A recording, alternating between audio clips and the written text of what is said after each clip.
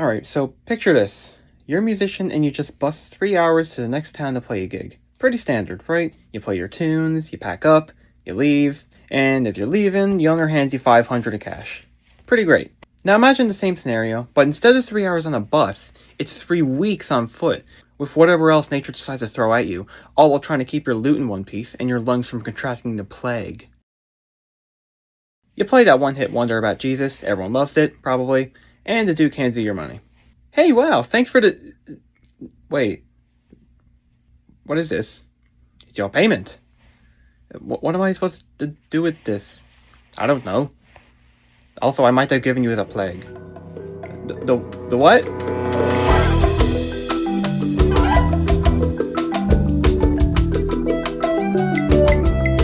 The years of the medieval era are definitely known to have been some of the slower years in history, between widespread famine, war, and that silly little bubonic plague that wiped out about a third of Europe. It's safe to say it probably could have been better. But despite the dangers, musicians rose to take on the challenge. Somehow. Firstly, it should be known that music wasn't always purely played for enjoyment. The music we have today is mainly traced back to the early medieval period, where Gregorian plain chant was functionally used for Christian liturgical practices. Ignoring that it was basically church karaoke, it was pretty prominent in Mass, usually taking up several hours of the service.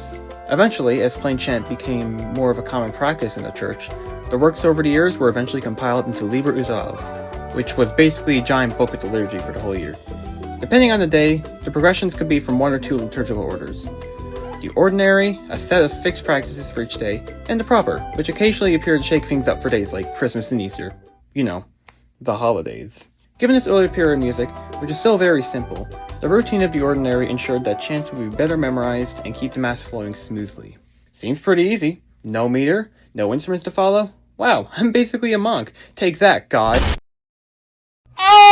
So for the most part, if you made music from the 5th or 15th century, you were either with the church, or you were crazy, since any chance of making good money is essentially out of the question.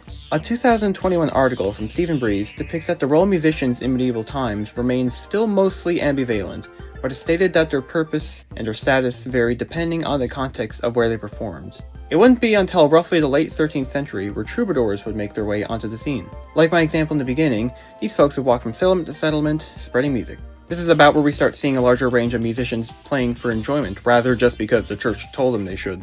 This also inspired a new generation of public musicians. According to John Haynes' article, troubadours brought vernacular song into the mix of medieval music. Troubadours' music was typically themed around courtly love, chivalry, honor, and often even sang about political and satirical topics. This is a big turnaround from the purely vernacular church songs, and to be honest, an improvement for the lives of some of these emerging musicians. Which, if you ask me, I'd much rather get pummeled ruthlessly with coins as opposed to stones. Troubadours got the attention of dukes and well-renowned figures, eventually gaining a fruitful purpose, being paid to play for higher classmen. Though they were paid, it was not always in usable currency, with many payments being in the form of simple food or exposure. Regardless, musicianship was now somewhat of a viable source of income and status for troubadours. The medieval era is also where music saw a major development in notation. According to Haynes, Guido d'Arezzo, the man generally credited with inventing staff notation in the 11th century, is responsible for creating the foundation of Western music today as we know it. Though that is the popular opinion, Arezzo actually only improved upon a previous design, making lines closer, distinguishing them using colors, and by adding clef letters. The staffs were organized in a 4-line, 4-space fashion, with neumes appearing as what you now know as a note. In general, if you weren't completely tone deaf, you wouldn't have many problems reading the spaghetti notation.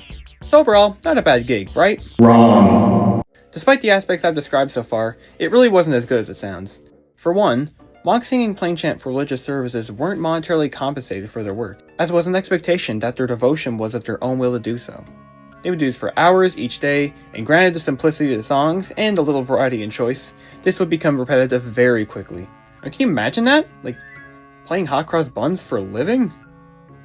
You know, minus the getting paid part. Breeze also introduces the concept of the Marian paradigm, concluding that musicians held a high importance in societal traditions like cultural events and rituals, but despite a high importance, their status remained on the low end of society. This idea forms a balance in which musicians are valued for their skills, but not considered highly esteemed socially. Additionally, the overall conditions were poor, both in nature and in treatment. As a troubadour, your gigs were few and far in between, often taking days or weeks to even make it to your next showing. And even if you don't mind the distance, there's still the weather, the harsh conditions to endure. And if you ask me, I quite enjoy the idea of having my instrument not drenched in water. An article from David Moss states that Guillaume de Machaut, a composer in the 13th century, was often suppressed in terms of what he could create. His Messe de Notre Dame shows that composers had to be careful of what they made under the watch of the church. Due to this, even if you were a talented musician, it was difficult to make a name for yourself during this period. Between plagues, wars, church restrictions, and whatever else the world had to throw at you, you'd probably begin to reconsider if your payment was really worth the trouble. Lastly, notation was weird. Early medieval sheet music was basically a bunch of vaguely threatening squiggles with no clear pitch or rhythm, and it wouldn't largely evolve until the higher ages of the medieval period. Sure, it was somewhat legible, but I mean, unless you had it memorized, you're gonna be praying a lot. If you were singing in a group and lost your place, good luck finding your way back. There were no time signatures, no bar lines, and certainly no mercy. If you did get lost, you kinda just stare at the monk next to you, hoping that he might point at a squiggly you recognize.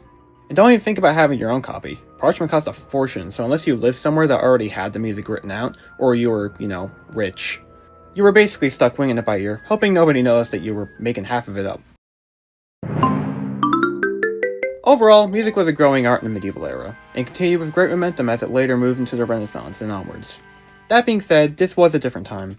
One where being a musician meant long travel, lots of diseases, and sheet music that looked like my manuscript paper. Despite that, it's remarkable that through historical hurdles, people kept making music. Even with the bad conditions, poor pay, and the less than favorable employment rates, the love of music was strong enough to find its way to today.